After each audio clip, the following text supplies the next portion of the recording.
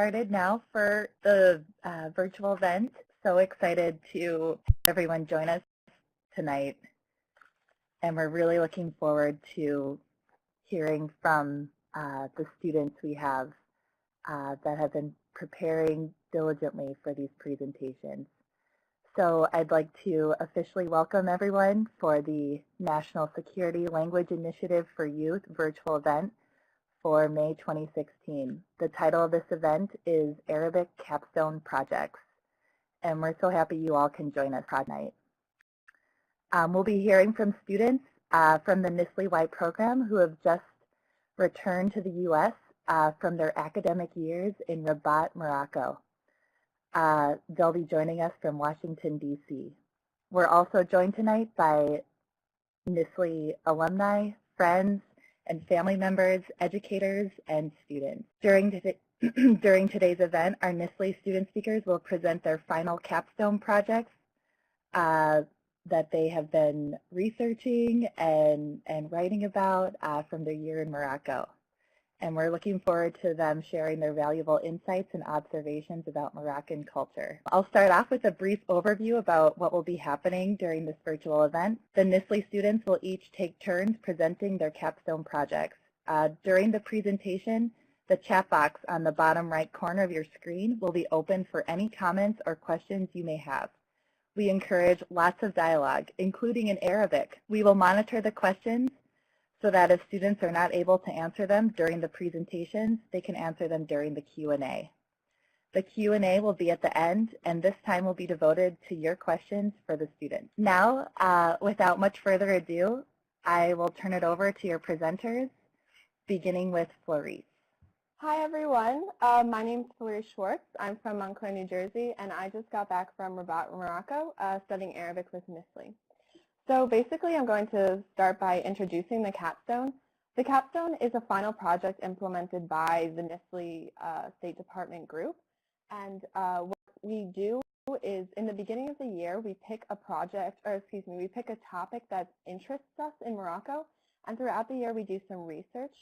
And at the end of the year, for NSLI specifically, we present a 10 to 15-minute presentation in front of Ahmadi staff or State Department, and we present in Arabic. So I'm going to start off by talking about my topic.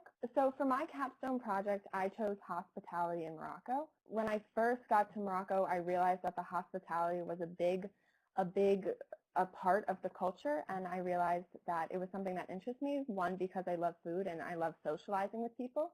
So putting this together, and it was quite different from American hospitality, so I decided early on that I wanted to research this throughout the year. What I learned through my project, I learned hosting in Morocco is a bonding experience. I'd say that it is the best way to bond with someone.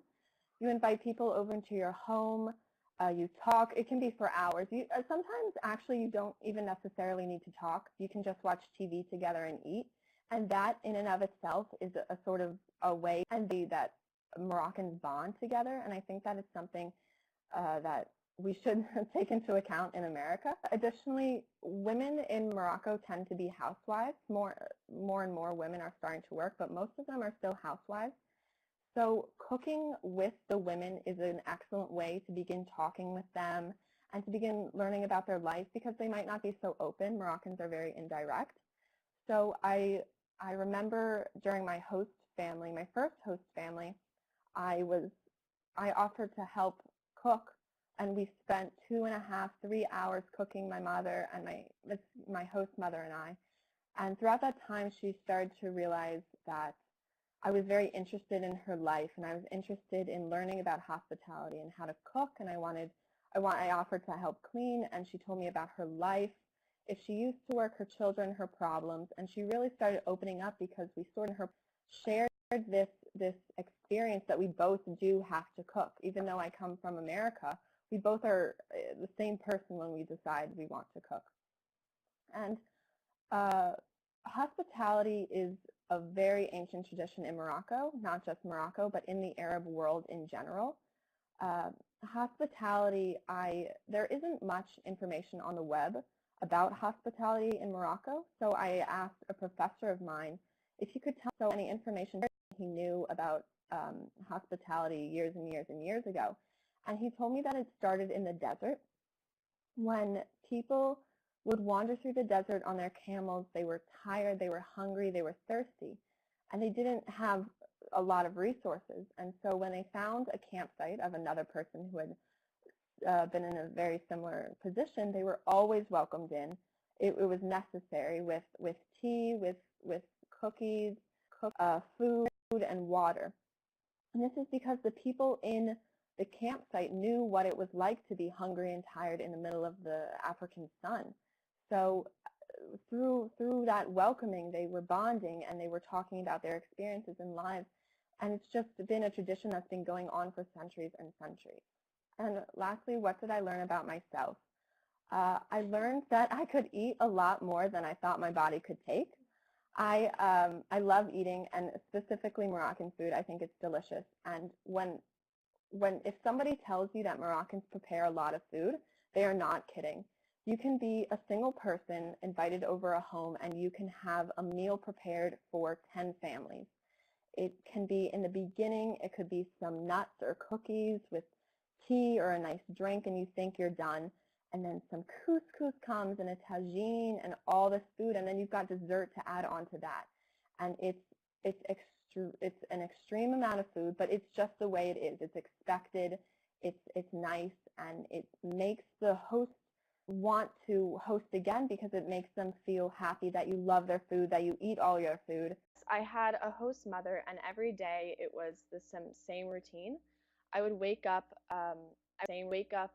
at 7. I would eat my breakfast at 8, and my host mother would start preparing my breakfast around 7:30.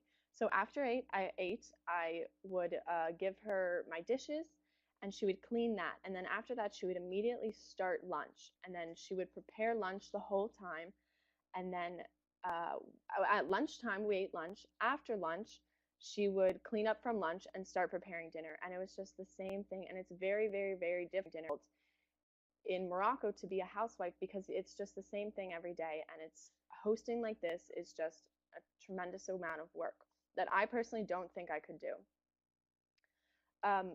Also, though this isn't about myself, it's about my culture, America's culture. And American hospitality is nothing like that of Morocco.